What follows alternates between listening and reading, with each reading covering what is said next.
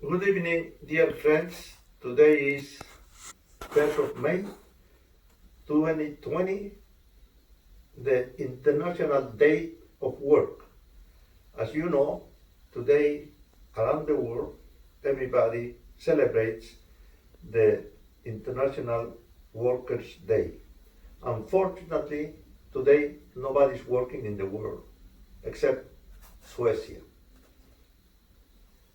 I want you to know that in more than 60 years of intensive studies in the medical science, after 53 years of practice, after being consulted with more than 250,000 patients, after all this time, the only thing that I know for sure with 100% of security is that I do know nothing with 100% of security.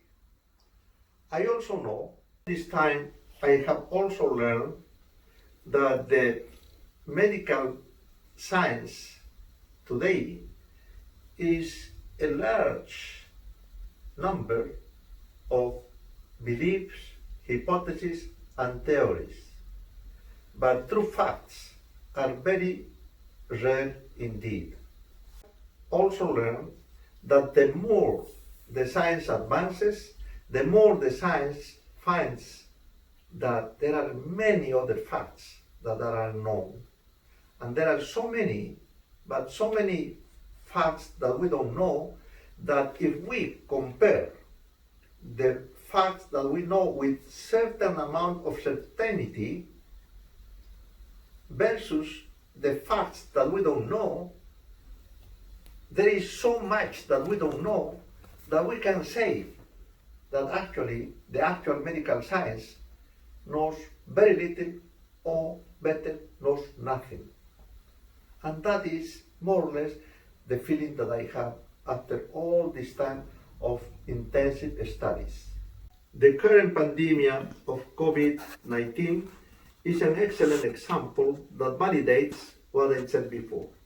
How could we justify that 235,000 people die? Where were the science of epidemiology, of public health? How come nobody, no authority, no medical authority of the 2020 said, don't worry about it, let's just wear a mask, everybody? How come they didn't know that this virus was a respiratory one, that essentially enters or infects the person through the nose and secondarily through the mouth? So it's unbelievable that the medical science in the whole world couldn't tell us and mandate that everybody, 100% of the population, should wear this mask covering adequately the nose and the mouth. That's it. No need for anything else. No need to panic, no need of quarantine, no need of shutting down any business, nothing. Except maybe some restaurants or some activities that you cannot, due to the circumstances, wear the mask 24 hours a day, or all the time that you are outside. But even in that case, the only thing you have to do is to wear the mask and have a social distancing of 150 centimeters.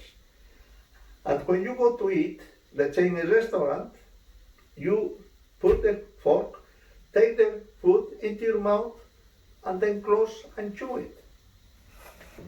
Why to stay 150 centimeters away from the closest person that you are with? Because of the fact that it's possible that in the interim that you are putting the food in your mouth, you can cough. But in the other side, the other person is wearing the mask. But just to be 100% sure, the distancing ensures that neither me nor him is going to spread the illness to anyone. The same thing if I am going to drink something. I just put something there and drink. So all the public gatherings, including movies, theaters, opera, etc., could be resumed immediately with the condition that everybody, the protagonists, in this case, the actors, actresses, players, or whoever else it is involved, wears a mask, and also the public. Besides, the sportsmen and the public that goes to sports usually have a very strong immune system. Consequently, the fact that they could get infected is very, very low. That's why I'm saying that the quarantine in the United States and around the world didn't work. Actually, it was the other way around, because it deprives us of getting a natural immunization.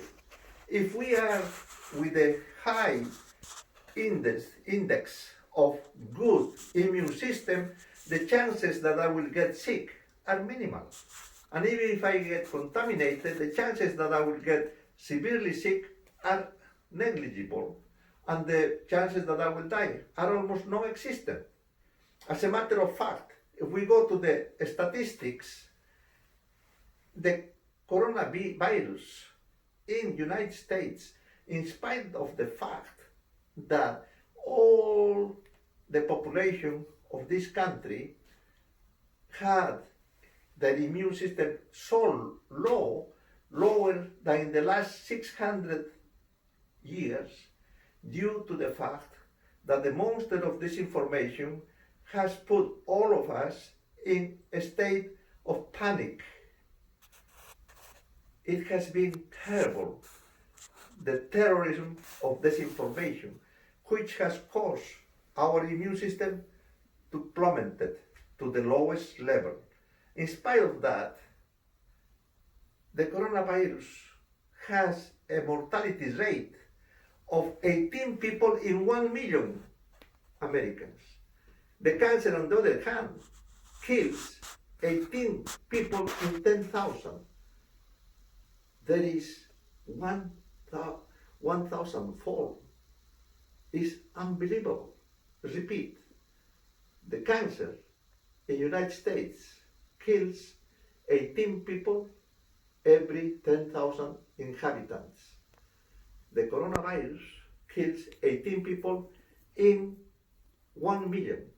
And these 18 people that are killed with the coronavirus not as a primary cause, but as a secondary cause. It kills only the people that already had their immune system very low, because they were already sick, either with cancer, with HIV, with arteriosclerotic heart disease, with diabetes, with hypertension, with cardiac insufficiency, with depression, or very frequently with overweight and obesity. So the coronavirus was not the primary cause, was the secondary cause or precipitating cause. It's not the main cause. The main cause is the fact that you that are sick and that you that have died is because your immune system was so low. And why was it so low? Either because you were previously sick, or because you heard too many TV stories, too many radio stories, and too many bad news about this coronavirus, so many that they plummeted your immune system to the lowest level. Because of that is that the number of people that die in the United States is because their immune system was low, which is a testament that the healthcare industry in the United States is not as we believe it is. Actually, has killed more than any other country. And that is what I meant when I said that actual medical science is actually very low. Thank you.